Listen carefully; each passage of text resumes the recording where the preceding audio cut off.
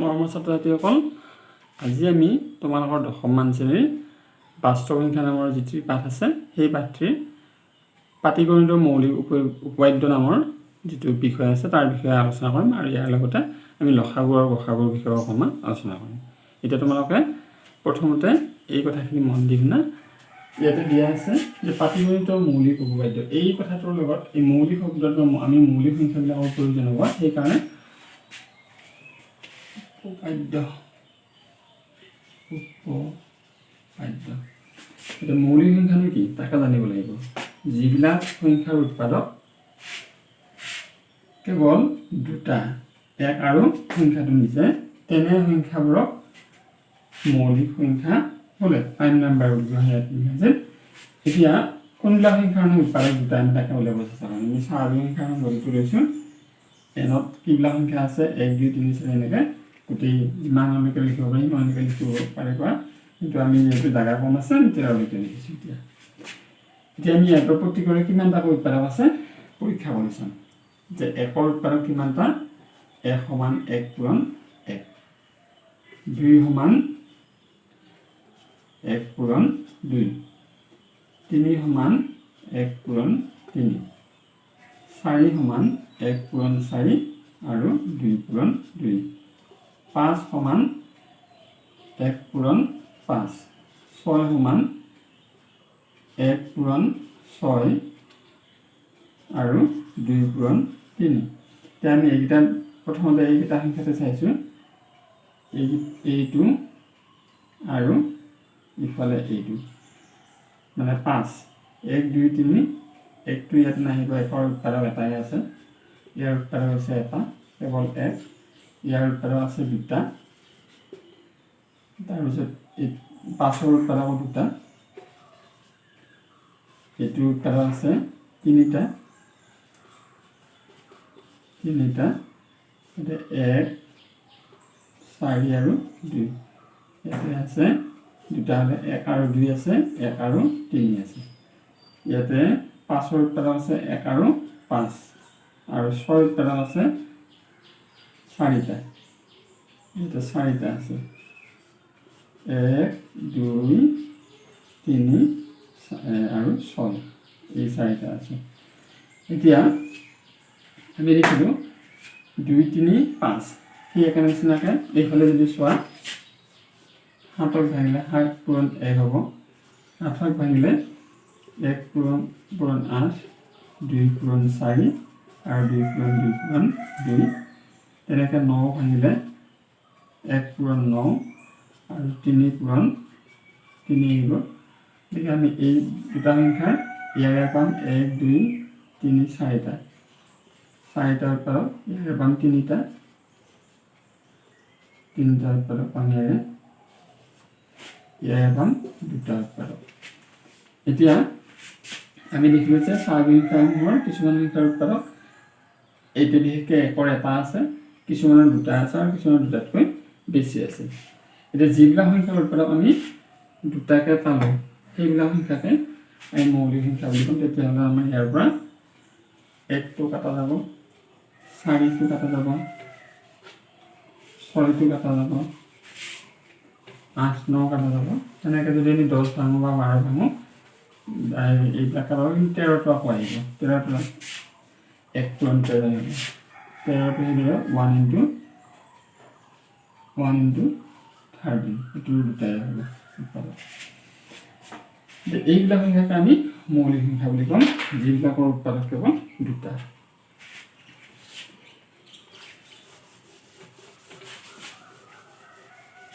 তোমালোকে নিশ্চয় বুজি পাইছা যে মৌলিক সংখ্যা কোনবিলাক, যিবিলাক সংখ্যাৰ উৎপাদক দুটা হ'ব সেইবিলাক সংখ্যাই মৌলিক সংখ্যা। তেতিয়া আমি লিখিব পাৰিম ইয়াতে মৌলিক সংখ্যা প্ৰাইম নাম্বাৰ বুলি মই PO বুলিয়ে লিখিলোঁ বাৰু। প্ৰাইম নাম্বাৰ এইটো কি আহিব, 2 আহিব, 3 আহিব, 5 আহিব, 7 আহিব, 11 আহিব, 13 আহিব, 17 আহিব, ইফালে 23 আহিব, তাৰপিছত আহিব 26 27 28 29 আহিব, 31 আহিব। এনেকৈ তোমালোকে এই সংখ্যাবিলাক লিখি ল'বা। 1ৰ পৰা 100ৰ ভিতৰত থকা মৌলিক সংখ্যা মুঠতে 25টা ওলাব। এই প্ৰতিস্থাপনকে লিখি উলিয়াবা প্ৰতিস্থাপন এইবিলাক সংখ্যাকে আমি মৌলিক সংখ্যা বুলি কওঁ তাৰপিছত আহিছে এই উৎপাদকটোৰ লগত জড়িত আৰু এবিধ সংখ্যা আছে সেইবিলাক হৈছে সেইটো হৈছে যৌগিক সংখ্যা মানে কি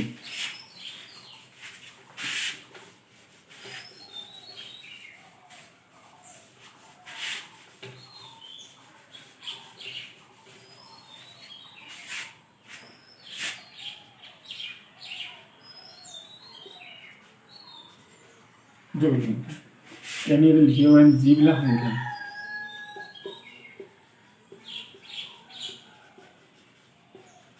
যিবিলাক সংখ্যাৰ উৎপাদক দুটাতকৈ বেছি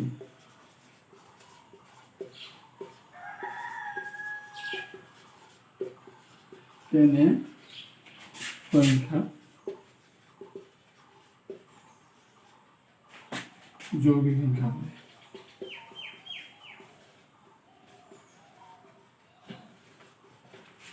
সংখ্যা বলে কম্পাউন্ড নাম্বার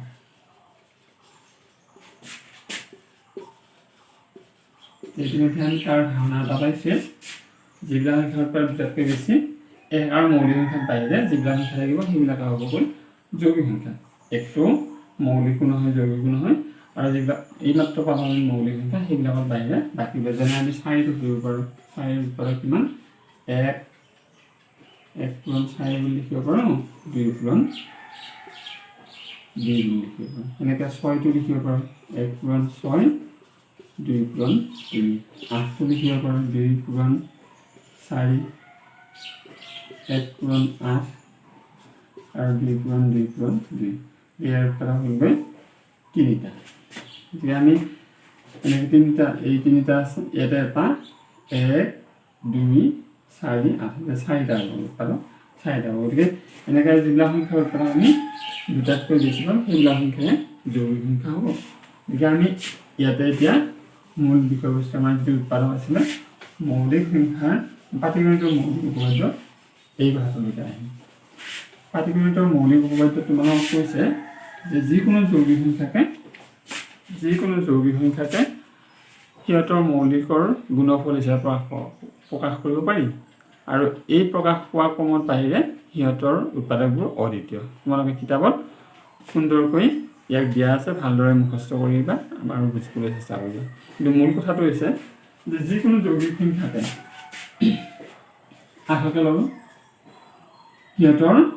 মৌলিক উৎপাদকক প্ৰকাশ কৰিব পাৰিম 8টো ল'লে আমাৰ বুজি পোৱাত স্পষ্ট নহ'ব গতিকে আমি 12টো ল'ম 12টো ল'লোঁ 12টো আমি 2 পূৰণ 3 মৌলিকত ভাঙিব লাগিব কিন্তু 12টো এতিয়া আমি ইতিমধ্যে দেখিছোঁ যে 12টো 1 পূৰণ 12 লিখিব পাৰি যিহেতু 12টো মৌলিক নহয় এনেকৈ প্ৰকাশ কৰিলে নহ'ব মৌলিকত ভাঙিব লাগিব বা আমি 3 পূৰণ 4 লিখিলেও নহ'ব ইয়াতে 4টো মৌলিক নহয় গতিকে আমি লিখিব লাগিব কেৱল মৌলিক সংখ্যা 2 3 5 7 11 13 এইবিলাক উৎপাদক ভাঙি দিব যিকোনো সংখ্যা আৰু ভাঙিব পাৰি সেই কথাটো কৈছে এইবিলাক উৎপাদক আমি মই প্ৰথমতে এনেকৈ লিখিলোঁ আকৌ কোনোবাই এনেকৈ লিখিব পাৰে আৰু কোনোবাই এনেকৈও লিখিব পাৰে লিখাৰ ধৰণ এই 3টা আছে গতিকে লিখাৰ ধৰণটো উৎপাদকবোৰ বেলেগ বেলেগ হ'ব কিন্তু আমি 12 উৎপাদক মৌলিক উৎপাদক ভাঙিলে 2 পূৰণ 3 বাহিৰে আৰু বেলেগকৈ লিখিব নোৱাৰোঁ অৰ্থাৎ 2টো দুবাৰ ব্যৱহাৰ কৰিব লাগিব আৰু 3টো এবাৰ য'তে লিখিলেও এই 3টাই হ'ব সংখ্যা ইহঁতৰ ঠাইটোহে সলনি হ'ব আৰু ইয়াকে কৈছে পাটিগণিতৰ মৌলিক উপপাদ্য এতিয়া ইয়াৰ পৰা এটা কথা আহে যে আমি চিয়ৰ হ'ব লাগিব যে 12 যদি উৎপাদক বিশ্লেষণ কৰা হয় এইকেইটা সংখ্যাৰ উৎপাদকৰ বাহিৰে আৰু কোনো উৎপাদক নাহে এই কথাটো ইয়াতে কৈ থৈ দিছে তোমালোকৰ কথাখিনিৰ পৰা এইটো বুজি ল'বা যে যিকোনো যৌগিক সংখ্যা যদি ভাঙি দিয়া হয় ভাঙোতে যিকেইটা পাইছা তাতকৈ আৰু বেলেগ উৎপাদক থাকিব পাৰিব বুলি মনত কেতিয়াও নাভাবিবা ঠিক আছে এতিয়া আমি আহিছোঁ মৌলিক উৎপাদকীকৰণৰ উপপাদ্যৰ ব্যৱহাৰৰ বিষয়ে আহিম প্ৰথমতে আমি মৌলিক উৎপাদক ব্যৱহাৰ কৰি আমি লসাগু বা গসাগু উলিয়াম এতিয়া 3টা সংখ্যা লৈছোঁ 12 24 15 এতিয়া 12টো যদি আমি মৌলিক উৎপাদকত ভাঙোঁ তেতিয়া কিমান পাম 12 2 হৰণ কৰিলে 6 বাৰ 2 হৰণ কৰিলে 3 বাৰ 24টো ভাঙিলে পাম 2 12 2 6 2 3 বাৰ 15টো ভাঙিলে আমি পাম 3 5 গতিকে 12 মানে কি হ'ল 2 পূৰণ 2 পূৰণ 3 24 সমান কিমান হ'ল 2 পূৰণ 2 পূৰণ 3 আৰু তাৰ 2 পূৰণ 3 আৰু 15 মান হ'বগৈ 3 পূৰণ 5 এতিয়া আমি যদি গসাগু উলিয়াওঁ প্ৰথমতে গসাগু উলিয়ালে কি হয় গসাগুত আমি এটা কথা চাব লাগিব যিবিলাক ইয়াতে উৎপাদক আছে আমি উৎপাদক পোৱা সংখ্যাকেইটা আছে 2 পাইছোঁ 3 পাইছোঁ আৰু 5 পাইছোঁ 2 3 আৰু 5 এতিয়া এই 2 3 5ৰ কোনটো সংখ্যা চবতে আছে আৰু কিমান বাৰ বেছিকৈ আছে 2টো ইয়াতে দুবাৰ আছে ইয়াতে 3 বাৰ আছে ইয়াত নাই 3টো ইয়াতে এবাৰ আছে ইয়াতে এবাৰ আছে ইয়াতে এবাৰ আছে আৰু 5টো কেৱল ইয়াতে আছে গতিকে আমি গোটেইকেইটা থকা সংখ্যাটো হৈছে 3 আৰু ইয়াত এবাৰ হৈ আছে গতিকে গসাগু এই 3টোৱে হ'ব আৰু লসাগু কম যেতিয়া লসাগু বুলি ক'লে উৎপাদক যেহেতু 2 3 5 আছে এতিয়া কথাটো অকণমান সলনি হ'ব ইয়াতে আমি চাব লাগে এই এটা সংখ্যা ইয়াতে ভাঙোতে এটাত কিমান বাৰ আছে 2টো ইয়াতে দুবাৰ আছে 2টো ইয়াতে 3 বাৰ আছে আৰু 2টো ইয়াতে 0 বাৰ আছে অৰ্থাৎ নাই গতিকে যিটোতে বেছি বাৰ আছে সেই উত্তৰটোৱে ইয়াতে আহিব 2 ইয়াতে 3 বাৰ আছে গতিকে দুবাৰ আৰু 3 বাৰতকৈ 3 বাৰটো যেহেতু বেছি গতিকে দুবাৰ আমি 2টো আমি 3 বাৰ দেখিলোঁ ইয়াতে 3 ইয়াতে এবাৰ আছে ইয়াতে এবাৰ গতিকে এবাৰ আহিব হায়েষ্ট এবাৰ আছে আৰু 5 যেহেতু হায়েষ্ট এবাৰে আছে গতিকে 5টো ইয়াতে আহিব গতিকে আমি লসাগু উলিয়াওঁতে কি চাব লাগে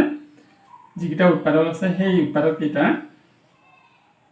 এটা সংখ্যাত কিমান বাৰ বেছিকৈ আছে বাকীবিলাকৰ কথা চাব নালাগে ইয়াতে দুবাৰ আছে ইয়াতে 3 বাৰ আছে গতিকে ইয়াতে 3 বাৰ থকাটোৱে ইয়াতে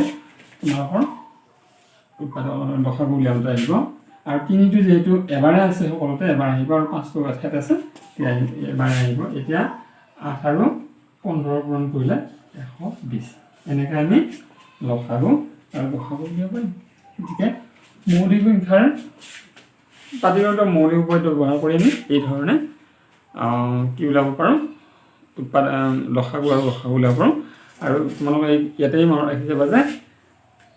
এই কথাটোৱে তোমালোকে এটা কথা ক'ব বিচাৰিছে যে 12ৰ 2 আৰু 3 বাহিৰে কোনো উৎপাদক থাকিব নোৱাৰে ঠিক একেদৰে 24ৰ